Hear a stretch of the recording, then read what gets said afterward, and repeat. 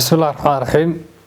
magacaygu waa Jamaal Aadan Diiriye ka sharaxan gobolkan Maroodijeex oo sharaxan golaha wakiilada xisbiga wadani astaanta murashaxa Jamaal waa lafdhabartii dhaqaalaha xoolaheena astaan barakaysan astaanta guusha insha Allah. Jamaal Aadan Diiriye waxaan ku dhashay gobolkan Maroodijeex gaar ahaan magaalada Hargeysa 1980 waxaan wax ku bartay dugsi hoose sare ilaa jaamacad magaalada Hargeysa. waxaan ka soo shaqeeyay muddo dheer intii aan shaqo galayba magaalada Hargeysa. khibradayda shaqo ugu badan waxa weeyaan shaqada macallin dugsi hoose dugsi sare ilaa jaamacad, taasoo i fududeysay inaan wax badan ka barto hogaaminta. aan isleeyahayna wax badan baad ka tari doontaa bulshada aad u sharaxan tahay, waayo xaaladahooda ayaan si dhow ula socdaa shaqada aan ku jiray. kadib waxaan u baadhay howlaha maamulka. ugu dambeyntii imika waxaan ahay agaasimaha xarunta dhexe ee xisbiga wadani aan imikana ka sharaxanahay. arrimaha siyaasadda iyo dhalinyarada waxaa laga yaabaa waqtigan aan siyaasadda galay dad badan ahaan maxaa Jamaal ku kalifay isagoo ah nin dhalinyaro ah oo shaqooyin badan oo kala qaban karaya. waxaan isleeyahay waxaad ku jirtaa waqtigii aad wax u qaban lahayd dadkaaga, awooddaada karteedna ay buuxday, da'daaduna ay tahay waqtigii ugu habboonaa ee aad bulshadaada uga faa'iideyn lahayd. intii aan soo geli lahaa aniga oo howlgab ah oo 60 jir ah inaan imika soo galo oo aan noqdo hormuudka dhalinyaraduna ay ku soo hirtaan, sumcad fiican aan u sameeyo dhalinyarada iga dambaysa si dadku u aaminaan, doorashooyinka dambena loo doorto dhalinyaro fara badan oo la yiraahdo dhowrkii mid ee Jamaal ka mid ahaa ee galay siyaasadda wax isbedel muuqda iyo waxtar bay u keeneen wadanka.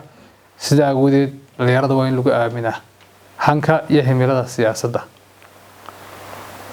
golaha nu sharaxanahay waa golaha baarlamaanka, waa mid ka mid ah golayaasha wadanka ugu muhiimsan, waa golaha xeer dejinta wadanka, waa golaha la xisaabtanka dawladaha iyo dadka ay ummaddu xilka u dhibatay, waa golaha tilmaanta iyo toosinta hagidda iyo hanuuninta bulshada.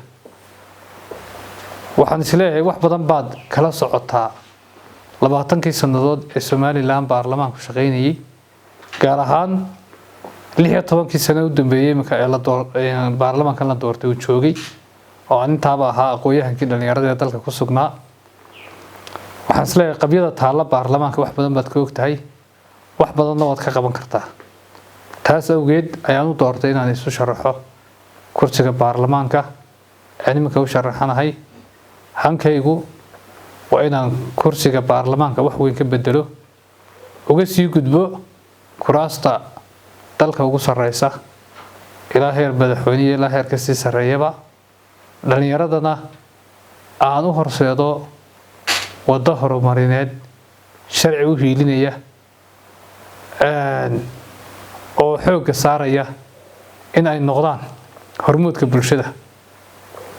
sharciyo badan oo sharcigeena ka mid waxa laga yaabaa inaan u hiilinahayn qofka dhalinyarada ah ee aqoonteedii kartideedii leh, qaangaar ah, maskaxdiisa iyo caqligiisa iyo maankiisa uu ku filan yahay inuu ka qayb galo hogaaminta iyo siyaasadda dalka.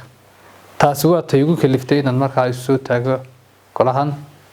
waxaan ugu dambeyn ugu baaqaya bulshada in ay codkooda nagu soo saaraan insha Allah. annaguna haddaan ku guuleysano aanan dayici doonin safafka dhaadheer inoo istaageen, kaarkii ay qaateen iyo inay wax badan nagu taageereenba.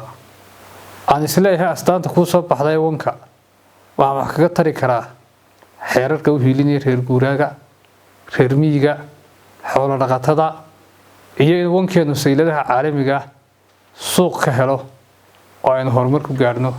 aad iyo aad baad u mahadsantihiin.